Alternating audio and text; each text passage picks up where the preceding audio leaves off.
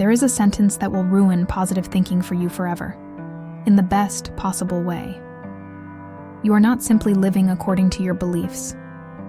You are living according to decisions you made a long time ago about who you are, how much you're allowed to receive, and what you believe is even possible for someone like you.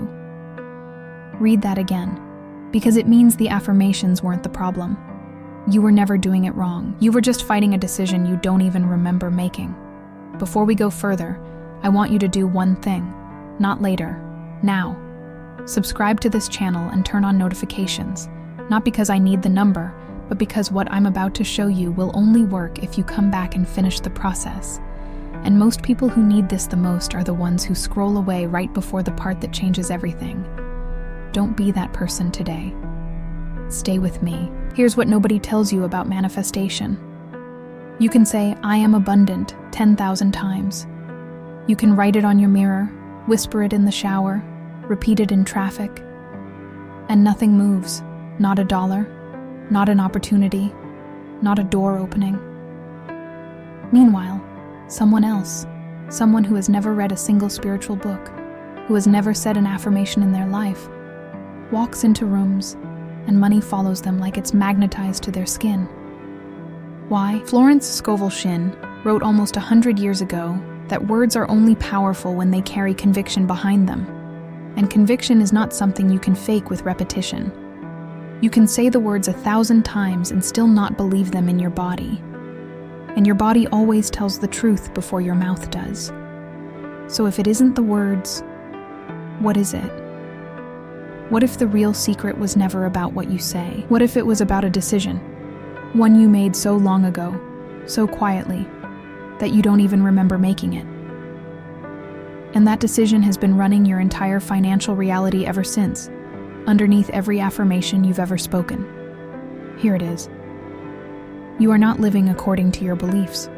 You are living according to decisions you made about who you are, how much you can receive, and what you believe is possible. Let that sink in, because it changes everything about how you've been approaching this. A goal is future-facing. A goal says, "I want to earn more money." It lives out there, somewhere ahead of you, waiting. A decision is different. A decision already happened. It's not something you're working toward. It's something you're standing on top of right now, whether you know it or not. And most people never examine it because it doesn't feel like a decision.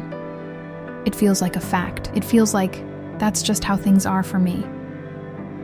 Think about it this way. Somewhere, maybe when you were 7, maybe when you watched your parents argue about bills, maybe when you were told to be realistic, you decided something about money. Maybe you decided it was hard to get. Maybe you decided that wanting more made you greedy. Maybe you decided that people like you don't end up wealthy, that wealth belongs to other families, other bloodlines, other kinds of people. You didn't write it down. Nobody handed you a contract to sign. But you signed it anyway, in the quiet architecture of your identity, and you've been living inside its terms every single day since. This is why the affirmations don't stick. You're standing in a room you've already decided is small, shouting that it's big. Your nervous system doesn't believe the shout. It believes the decision. Florence Scovel Shinn called this the subconscious mind, acting as a faithful servant. It doesn't judge the instructions you give it. It simply executes them, over and over, whether those instructions were spoken consciously or absorbed silently as a child. And that's the part that should stop you cold. It doesn't matter whether you agree with the decision anymore. Your subconscious is still executing it, faithfully, exactly as programmed, unless you go back and give it a new instruction with the same weight as the old one. So the question isn't, what should I affirm today? The question is, what did I decide a long time ago, and am I still living inside the walls of that decision without even knowing the walls are there? But here's what confused me for years, and maybe it's confusing you too. If it's really about a decision, something buried, something old, something I can't even fully see, then how do I find it? You can't undo something you can't locate. You can't renegotiate a contract you don't remember signing. And even if you could find it, how do you actually change a decision that feels less like a belief and more like a fact of your identity? You can't just decide to decide differently. If it were that simple, everyone would have done it already. This is where most spiritual teaching stops. It tells you, change your beliefs, and leaves you standing there with a hammer and no idea what wall to hit. So let me show you something that made it click for me. Not through theory, but through the hardest 20 years of my life. I spent 2 decades fighting addiction. I'm not going to romanticize it. It was ugly. It cost me relationships, money, years I can't get back, and a version of myself I had to grieve before I could rebuild anything. For a long time, if you had asked me what my life proved, I would have told you it proved I was broken, that I was someone bad things happened to. That struggle was simply my baseline, my nature, the water I was destined to swim in. That was the decision I didn't know I'd made. Not, I struggle with addiction. That was just the symptom. The real decision, buried underneath, was, I am someone who doesn't get to have an easy life. I am someone who has to fight for everything, and still probably won't win. And I lived inside that decision. It shaped who I dated, what jobs I thought I deserved, how much money I let myself keep before I found a way to lose it again. I didn't need to sabotage myself on purpose. My subconscious was simply executing old orders. Here's the part that changed everything, though. And it only became visible years later, looking backward instead of forward. When I finally got sober and started looking back at those 20 years, something strange happened. I started seeing things I couldn't see while I was inside them. I saw the friend who appeared at exactly the moment I needed him, with no explanation for why he was there that day. I saw the job that fell apart, the one I was devastated to lose, that turned out to be the only reason I was free to take the opportunity that actually saved my life 2 years later. I saw the rock bottom that felt like proof I was worthless, but was actually the exact pressure needed to crack open a version of me that had been buried for decades. None of it looked like grace while it was happening. All of it looked like punishment. But looking backward, I could finally see what Abraham Hicks describes as the truth underneath every apparent setback. That life is not happening to you, it is responding to you. And even the moments that look like the universe turning against you are often the exact conditions your desire needed in order to clarify itself and eventually arrive. I hadn't been unlucky. I had been unaware. The pain wasn't proof that life was against me. It was proof that I hadn't yet learned to read what the pain was actually pointing toward. And that's when I understood something that no amount of positive thinking had ever given me. The problems themselves were doing something useful. Every time something went wrong, it was sharpening a no into a clearer yes. Every rejection was quietly refining what I actually wanted, whether I could feel it in the moment or not. That reframe didn't erase the pain of those 20 years, but it dissolved the old decision underneath it. The one that said I was someone bad things happened to. I started to see instead that I was someone things were happening for, even when I couldn't yet see the shape of it. Here's the tool that made this real instead of just poetic, because insight alone doesn't rewrite a decision. You need a practice. It's called The Present Moment is Old News. This is essential, and I want you to really absorb it, because most people sabotage their own progress without realizing it. You decide you want to feel wealthy, worthy, abundant, and then you look around at your current bank account, your current relationships, your current results, and you use that current reality as evidence against the new belief you're trying to build. I'm trying to feel abundant, but look at my account. It's not working. But your current reality isn't evidence against your new decision. It's simply the delayed result of decisions you made a long time ago. It is, quite literally, old news.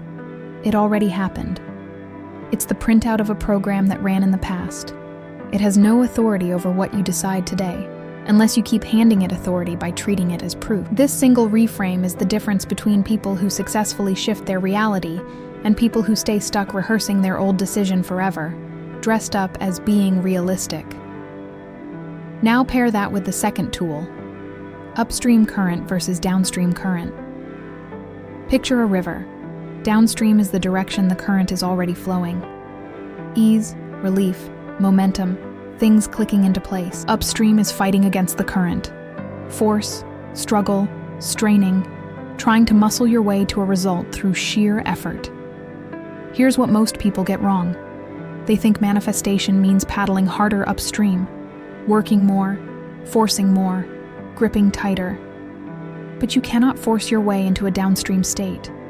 You can only find a thought that turns your canoe around.